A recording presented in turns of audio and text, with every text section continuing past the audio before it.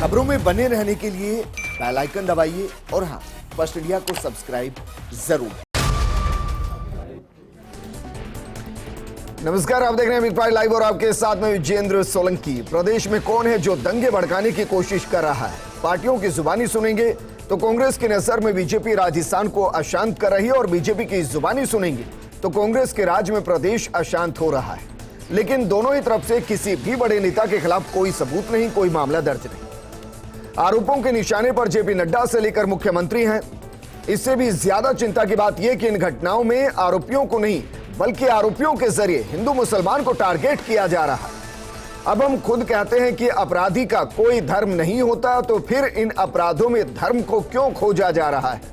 सवाल यह भी है कि 2 महीने पहले तक राजस्थान शांत था, तो फिर 2 महीने में अचानक ऐसा क्या हुआ कि शांत प्रदेश अशांति की आग में जलता दिखाई दिया? क्या सच में सियासत के चक्कर में समाज को सांप्रदायिकता की आग में झोंका जा रहा है? क्या सच में वोट के चक्कर में समाज के ताने बाने पर चोट की जा रही है? क्या सच में इन हिंसाओं के पीछे सियासी चेहरे हैं? आज बात इसी मुद्दे पर कि नापाक मंसूबों के पीछे कौन और कैसे इन्हें नाकाम किया जाएगा।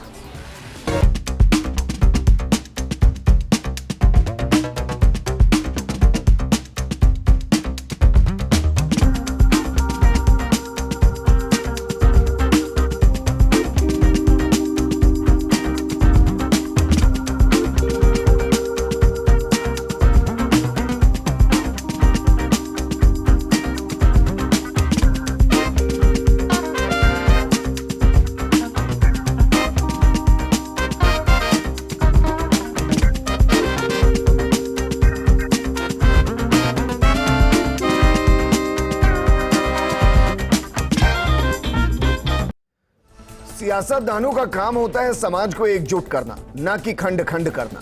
अगर कहीं आग लगी है तो उसे बुझाना, ना कि उस आग में घी डालना। क्या सच में सियासत के नफे नुकसान के चक्कर में समाज के रिश्ते चकनाचूर किए जा रहे हैं? इस मुद्दे पर बात करने के लिए बेहद खास पैनल हमारे साथ मौजूद है। हमारे साथ मौजूद है मुख्य प्रवक्ता बीजेपी के रामलाल शर्मा जी, कांग्रेस के प्रवक्ता आरसी चौधरी जी, आम आदमी पार्टी के नेता देवेंद्र शास्त्री जी। आरसी चौधरी जी, चर्चा में आपके साथ शुरू करना चाहूंगा। सर, बार बार बयानों के जरिए कहा जा रहा है कि ये आग लगा रहे हैं, पहले करौली, फिर अलवर और अब जोधपुर। यहां ये का मतलब कौन है? विजेंद्र जी, निश्चित रूप से ये का मतलब यहाँ पे भारतीय जनता पार्टी और आरएसएस है जी। और ये जो माननीय मुख्यमंत्री जी ने बयान दिया है वो जिम्मेदारी के साथ में, बड़ी जवाबदेही के साथ में बयान दिया है। तमाम कोई भी इस देश के अंदर जो लगातार 7 राज्यों में जो घटनाएं हो रही हैं, एक जैसी घटनाएं हो रही हैं और वहां पे उस घटनाओं के बाद में किस प्रकार की कार्रवाई हो रही है वो आप सबने देखा। माननीय मुख्यमंत्री जी ने अभी जो घटना हुई जोधपुर को, उसको लेके वहां पे चाहे दीपावली का त्यौहार हो, चाहे वहां पे ईद हो, चाहे वहां पे रामनवमी हो, वहां की एक ऐसी व्यवस्था रही है, ऐसी परिपाटी रही है कि तमाम राजनीतिक दलों के लोग एक मंच पे आके तमाम धर्मों के अंदर शिरकत करते हैं और शांति, अमन और अपनायत का संदेश देते हैं। पहली बार ऐसा हुआ जिसमें भारतीय जनता पार्टी के नेता नहीं पहुंचे। घटना उपद्रव के कारण हुई। उस घटना के बाद में सर तय कीजिए ना, उपद्रवियों की वजह से हुई, बीजेपी की वजह से हुई, आरएसएस की वजह से हुई? और अगर बीजेपी और आरएसएस की वजह से हुई तो मुझे वो एफआईआर बताइए जो सरकार की तरफ से सबूतों के साथ दर्ज की गई हो कि इन नेताओं ने दंगा भड़काने की कोशिश की है। विजेंद्र जी, निश्चित रूप से आप जो बात करें वो तमाम तथ्य आएंगे। इसके लिए मैं जो आप सुनने का प्रयास करेंगे, अवसर देंगे तो मैं उसके बात को कहूंगा जी। जब प्रशासन के द्वारा शांति वार्ता के लिए मीटिंग बुलाई जाती है, तमाम दलों को आमंत्रित किया जाता है और ये कहा जाता है कि ये जो अशांति हुई है, जो हिंसा हुई है, उसके अंदर प्रदेश के जो लोग हैं शांति के अंदर आगे बढ़ के हिस्सा लें, उसमें भारतीय जनता पार्टी के लोग नदारद रहते हैं। इसका मतलब प्रदेश में वो शांति नहीं चाहते हैं। तो करौली में जब सीएलजी की बैठक हुई और एसपी नहीं पहुंचे, इसका मतलब क्या निकालें फिर? अगर सीएलजी की बैठक हुई और एसपी नहीं पहुंचे तो उनका कोई न कोई नुमाइंदा पहुंचा होगा, प्रशासन का व्यक्ति। ये तो नहीं होता ना कि भारतीय जनता पार्टी में हम कहें कि अमित शाह जी पहुंचेंगे तभी मानेंगे। कोई जिले का अध्यक्ष पहुंचता, कोई वहां का विधायक पहुंचता, पार्टी का अध्यक्ष पहुंचता, कोई व्यक्ति वहां पे पहुंचता। और जब राजनीतिक दल इस अगर सांप्रदायिकरण का या नफरत का किस राजनीतिक दल को फायदा हो रहा है, ये राजस्थान के लोग जानते हैं। कि कौन ये कुसंगत प्रयास कर रहा है। इसलिए मैं ये मानता हूं कि इनके मंसूबे कामयाब होने वाले नहीं है, क्योंकि तमाम सामाजिक संगठन है, स्वयंसेवी आपके संगठन पास है, इंटेलिजेंस आपके पास है। अगर कोई ऐसी कार्रवाई करवाने की कोशिश कर रहा है तो रोकने की जिम्मेदारी तो सरकार की होगी ना। रामलाल शर्मा जी, सर क्या जरूरी नहीं कि जिस वक्त आग लगी हो उसको बुझाया जाए? नेताओं का काम, सियासतदानों का काम होता है समाज को एकजुट करना, ना कि उसे खंड खंड करना, ना कि ऐसे बयान देना जिससे कि जिन समाजों के बीच में एकजुटता होनी चाहिए उस खाई को और बढ़ाते चले जाएं। देखिए विजेंद्र जी, सबसे पहले तो मैं सारी घटनाओं का एक एक संक्षिप्त में पूरे तथ्य आपके सामने रखूंगा, फिर फैसला आप ही कर देना कि गलती किसकी है। करौली के अंदर घटना घटित हुई, मुख्यमंत्री जी ने बयान दिया कि नड्डा जी आए और आग लगा के चले गए। तो मुख्यमंत्री जी के पास अगर सबूत है तो नड्डा जी के खिलाफ एफआईआर दर्ज करनी चाहिए। एफआईआर दर्ज करने के उपरांत नड्डा जी को जेल की सलाखों के पीछे भेजना चाहिए जी। इस तरीके के बयान मुख्यमंत्री महोदय दें, उनसे इस तरीके की अपेक्षा नहीं कर सकती। पुलिस की एफआईआर के अंदर नाम दर्ज है इस बात के लिए कि करौली के अंदर शांतिपूर्वक निकलने वाले जुलूस के ऊपर कुछ लोगों ने संगठित गिरोह बनाकर योजनाबद्ध तरीके से हमला किया, लाठी सरियों से तोड़फोड़ की, वाहनों को तोड़ा गया, आगजनी की गई, लूटपाट की गई। ये पुलिस की एफआईआर है, भारतीय जनता पार्टी की एफआईआर नहीं है। दूसरी तरफ आ जाइए, मुख्यमंत्री जी ने क्या कहा कि वहां आपत्तिजनक नारे लगे इसलिए करौली की घटना हुई। तो जो इन्वेस्टिगेशन ऑफिसर है वो क्या करेगा? जब मुख्यमंत्री जी ने कह दिया कि आपत्तिजनक नारे लगने से घटना घटी है, तो इन्वेस्टिगेशन ऑफिसर तो मुख्यमंत्री जी से बड़ा थोड़ी है, वो तो इसी दिशा के अंदर काम करेगा। तो यानी कि इनमें जांच से पहले ही निर्णय। नंबर एक, जोधपुर के अंदर जब घटना घटित हुई तो आप मुझे कृपा करके ये बता दो कि ना तो जुलूस निकल रहा था, ना आपत्तिजनक नारे लग रहे थे, ना वहां किसी के साथ कोई घटना घटित हुई, ना किसी के साथ झगड़ा हुआ।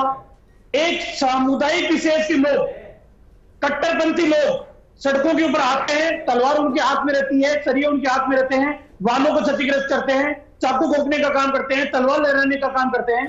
तो भैया आप मुझे ये बता दो कि भारतीय जनता पार्टी कहां से बीच में आ गई जी? आरएसएस कहां से बीच में आ गया? आप बताएं तो सही।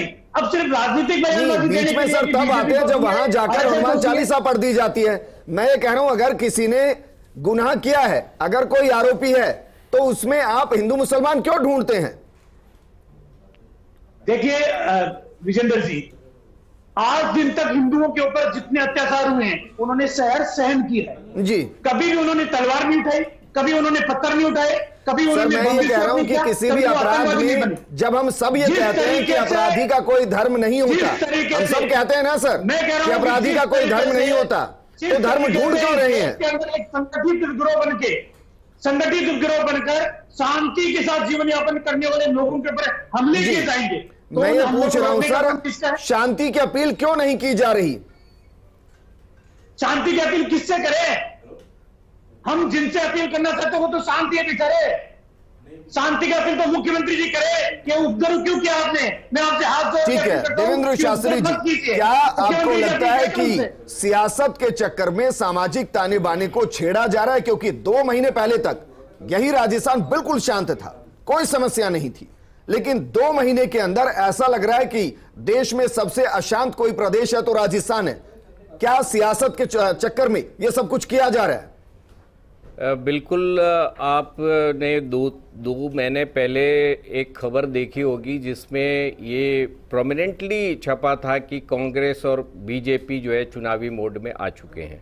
और आपको तो पता ही होगा राजस्थान उसका केंद्र बिंदु है, क्योंकि यहाँ पर बीजेपी का भी मंथन शिविर लग रहा है और यहाँ एक कांग्रेस का चिंतन शिविर लग रहा है। तो ये चिंतन और मंथन का परिणाम है कि वो चुनावी तैयारी दोनों पार्टियों की, जो नाकारा पार्टियां होती ना उनके पास इशू नहीं होते, वो इसी तरह के रिलीजियस और जातीय बेस पे खेलते हैं चुनाव।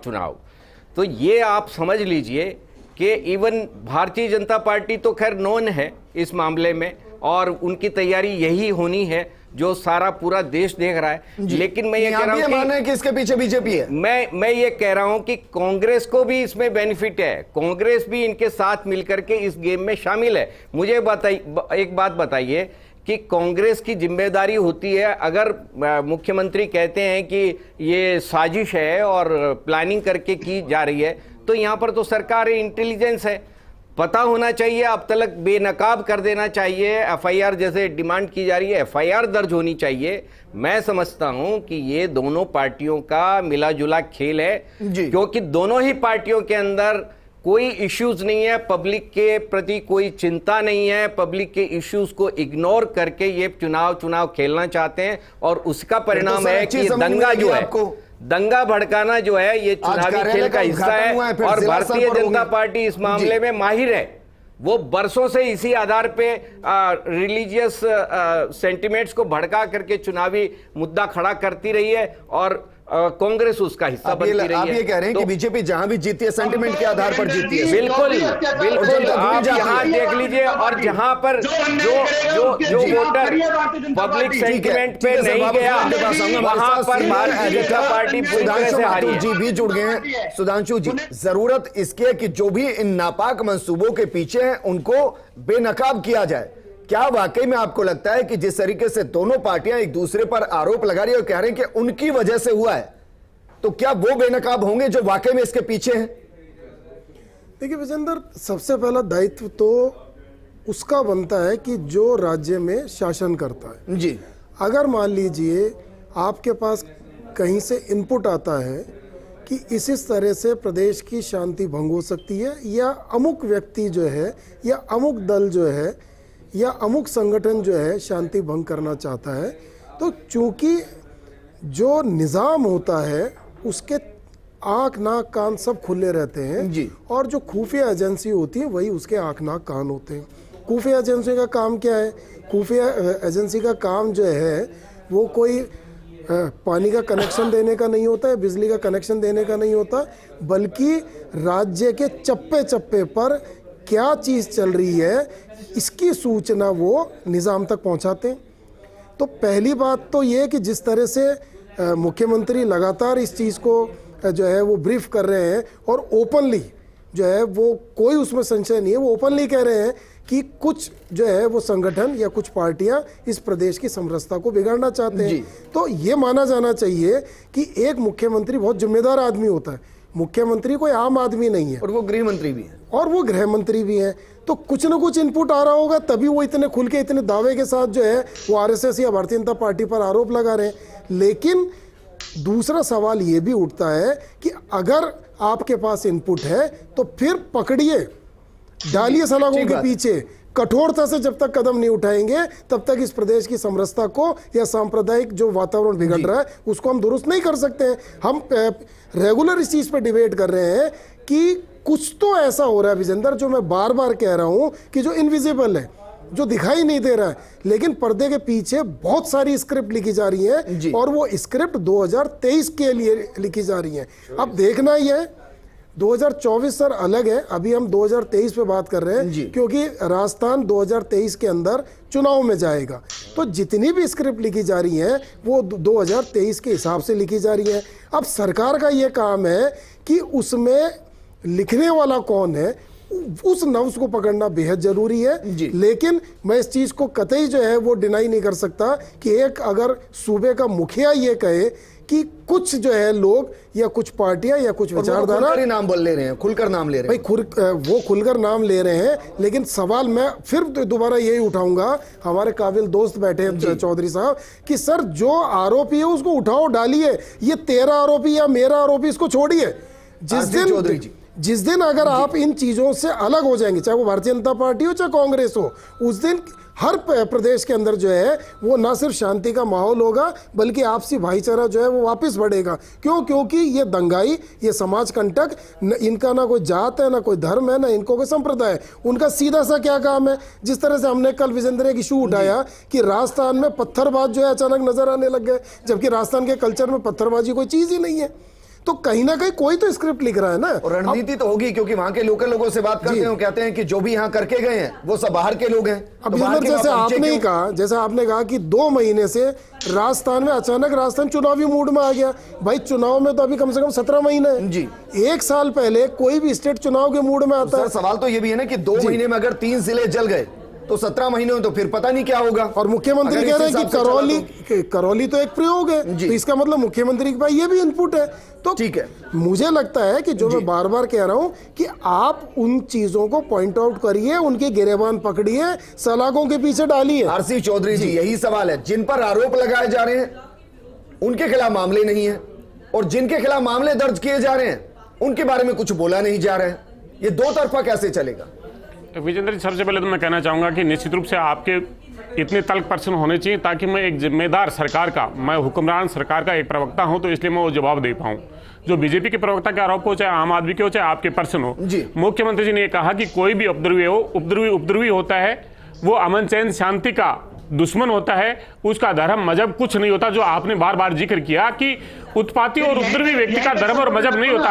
रामलाल शर्मा जी बोल लेना, रामलाल शर्मा जी, दंगइयों बोल लेना, बोल लेना। मैं आपसे गुजारिश करना चाहूंगा रामलाल जी, आप बोल लेना, बोलने का अवसर देंगे हम आपको व्यवस्था नहीं डाला। जी सर, यही समस्या है। अब आप भी उन्हें दंगई कह रहे हैं, दंगई मतलब दंगा भड़काने वाले, वही भाषा आगे से है। मैं कह रहा हूं कि अगर कोई इस तरीके के आरोप लगाए जा रहे हैं, आप एक जिम्मेदार प्रवक्ता है, मुख्य प्रवक्ता है सर, आपके पास भी सबूत होंगे, तो फिर मामले दर्ज क्यों नहीं हो रहे हैं? आपके दर्शक देख रहे हैं, सुन लीजिए, आपके दर्शक देख रहे हैं, राजस्थान की जनता देख रही है। अगर मेरा आरोप निराधार है तो राजस्थान की जनता तय करेगी और आप तय कर देना।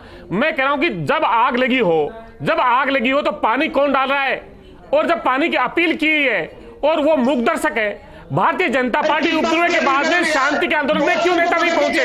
मैं इसलिए कह रहा हूं इसलिए कह रहा हूं, इनके पार्टी के अध्यक्ष पहुंचे हैं जोधपुर, इनकी विधायक पहुंचती है, एक नेता नहीं पहुंचे, एक नेता शांति की अपील नहीं करते, किसने नहीं पहुंचे शांति वार्ता में? क्यों चाहते हैं राजस्थान के अंदर, क्यों चाहते हैं राजस्थान में दंगे, क्यों चाहते हैं राजस्थान में नफरत? क्यों नहीं इनके नेता पहुंचे?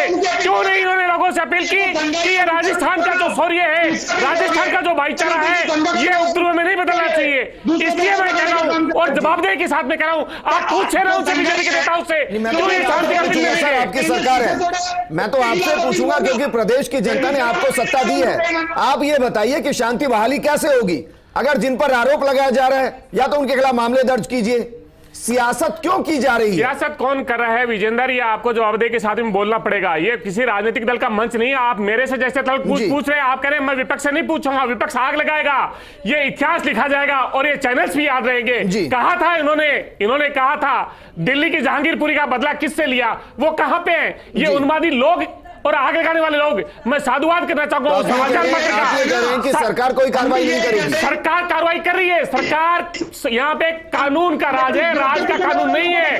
जहां पे तथ्य आएंगे उन सब लोगों पे कार्रवाई की जाएगी। इन्होंने करौली का जिक्र किया, जो आयोजक थे जिससे भारतीय जनता पार्टी के नेता खड़े थे, वहां से क्या अपील हो रही थी?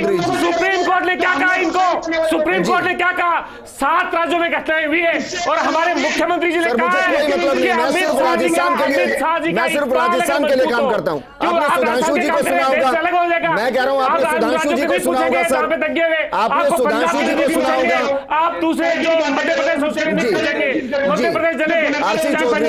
आरसी चौधरी, मैं फिर वही सवाल पे आ रहा हूं। आपने सुधांशु जी को भी सुना होगा कि जब बयान दिए जा रहे हैं और सीधा आरोप लगाया जा रहा है तो आरोप के पीछे तथ्य होंगे ना सर, तथ्य विजेंद्र जी। हाँ, और अगर तथ्य होंगे तो तथ्यों के आधार पर मामले भी दर्ज होते हैं ना सर? आरसी चौधरी जी, होते होंगे ना? बिल्कुल। तो हो क्यों नहीं रहे? निश्चित रूप से जो आधार है, जो तमाम सब चीजें हैं, जो कुड़ियां जो जुड़ रही हैं, उसके साक्ष्य जुटाए जाएंगे। ऐसी जल्दीबाजी नहीं है कि आपको किसी को बैक्रांत करने के लिए आप तुरंत बोलने भेजें और सब चीजें हो जाए। क्यों नहीं हो? और मैं कह रहा हूं जो आयोजक थे वहां भारतीय जनता पार्टी के नेता खड़े थे, जहां पे उन्मादी माहौल की अपील कर रहे थे। आप अपनी राजनीति को जब करना है कीजिए, लेकिन जब दंगा भड़का हो, जब अशांति फैली हो, उस वक्त कम से कम शांति की अपील की जाए, ना कि आग में घी का काम डाला जाए। रामलाल शर्मा जी, क्या ये सबका साथ, सबका विकास, सबका विश्वास है? पीड़ित पक्ष के लोगों को डायरेक्टली बंद करेंगे, पीड़ित पक्ष के लोगों को डायरेक्टली बंद करेंगे, उसको अपील करें शांति की। आप दंगाई को गिरफ्तार करना, पहले कार्रवाई करो उनके खिलाफ। सरकारों के आप उनके खिलाफ कार्रवाई करने नहीं चाहते हो, हमले में होकर सड़कों गुंडागिर्दी करते हैं और आप फिर करो शांति की अपील करो। अपील तो उन लोगों में भी हुआ है। जहांगीरपुरी आपको याद होगा, आपने पंजाब में भी होता हुआ देखा है। छोड़िए सर, करवाया है लेकिन दिल्ली सियासत में के काम होता ठीक है, है। इसलिए वहां पर लोग दंगे आपके के ऊपर पास ध्यान नहीं एविडेंस है देते। क्या?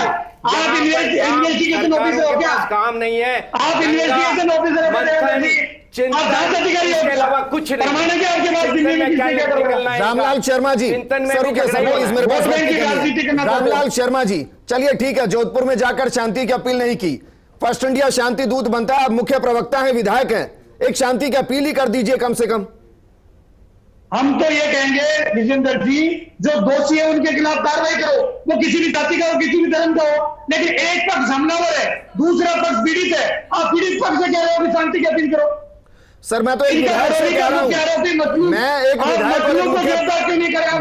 विधायक और देश की सबसे बड़ी पार्टी के प्रवक्ता को कह रहा हूं कि वो कहे कि समाज में शांति बनाए रखे और इसकी जिम्मेदारी सभी की। आप ये मान रहे हैं कि दूसरे पक्ष के विधायक नहीं, पार्टी दूसरे पक्ष के लिए काम नहीं करती? भारतीय जनता पार्टी सबका साथ, सबके विकास में विश्वास करती है। भारतीय जनता पार्टी शांति के साथ जीवन यापन करने में विश्वास रखती है। भारतीय जनता पार्टी दोषियों के खिलाफ कार्रवाई कराने में भी विश्वास रखती है। कार्रवाई करने मैं ये कह रहा हूं कि आप ये कहिए कि आप सभी शांति बनाकर रखिए। विधायक तो सबके होते हैं ना, पार्टी सबकी होती है, किसी एक व्यक्ति विशेष या एक व्यक्ति समुदाय की नहीं होती। आप विजेंद्र जी शांति की अपील उनसे करे हो जो पीड़ित है, जो परेशान है, जिन्होंने कोई गलती नहीं की। आप उनसे अपील करो ना कि सड़कों पे गुंडागर्दी करने के लिए आप उतरे, तलवार लहराने के लिए। सुधांशु माथुर जी, सर अगर शांति की अपील भी ना की जा सके तो फिर सियासतदान का मतलब मान लिया जाए कि समाज से सिर्फ इतना उनका वासा कि वक्त पर वोट मिल जाए, सत्ता मिल जाए और सत्ता को भोग लिया जाए। विजेंद्र, कल ध्यान हो, कल हमने अपनी प्राइम टाइम की डिबेट में हमने दोनों पार्टियों के प्रवक्ताओं से ये कहा था जी कि आप लोग वाकई अगर इस प्रदेश के अंदर शांति चाहते हैं तो दोनों विचारधाराएं या अन्य विचारधाराएं मिलके एक साझा एक दल बनाइए, एक साझा प्रतिनिधि मंडल बनाइए और जाइए और अपील करिए। करौली जाइए, राजगढ़ जाइए, जोधपुर जाइए। क्योंकि देखिए, अगर इस प्रदेश की 7.5 करोड़ से ज़्यादा जनता में से किसी के भी 2 बूंद का भी लहू बहता है ना, तो वो इस प्रदेश का लहू बहता है, वो किसी व्यक्ति विशेष का लहू नहीं बहता है।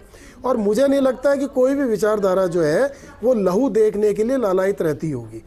सभी विचारधाराएं, मैं इस चीज़ का पूरी तरह से पक्षधर हूँ कि जितनी भी विचारधाराएं सब पॉजिटिव होती हैं, तो पॉजिटिविटी अब दिखानी चाहिए।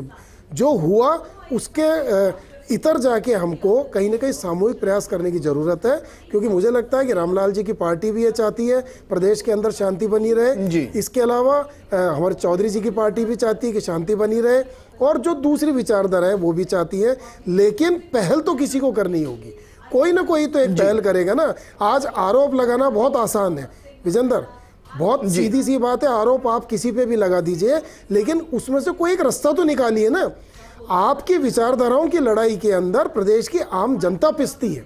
आम जनता जो है फिर वो आपके साथ हो जाती है। आप चूंकि आपकी फॉलोइंग है तो वो फिर आपको फॉलो करेंगे। तो पहला प्रयास तो देखिए, जांच अपनी जगह है, सरकार को जांच करानी चाहिए। जो भी दोषी हो, वो किसी विचारधारा का हो, किसी पार्टी का हो, किसी संप्रदाय, किसी समुदाय का हो, जांच करिए।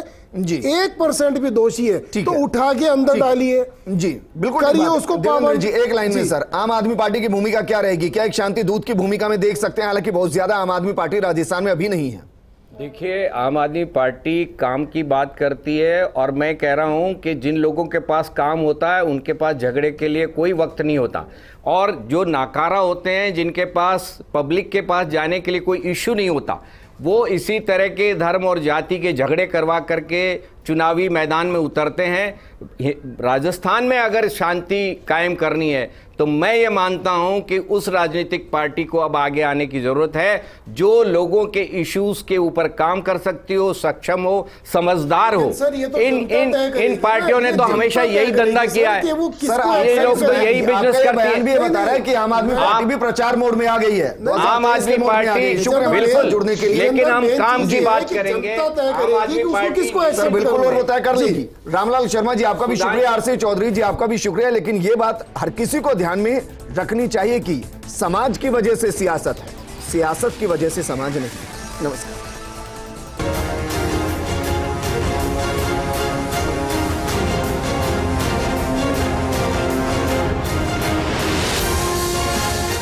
ये तो इनकी प्लानिंग थी दंगे भड़काने की, करौली के बाद में जोधपुर के अंदर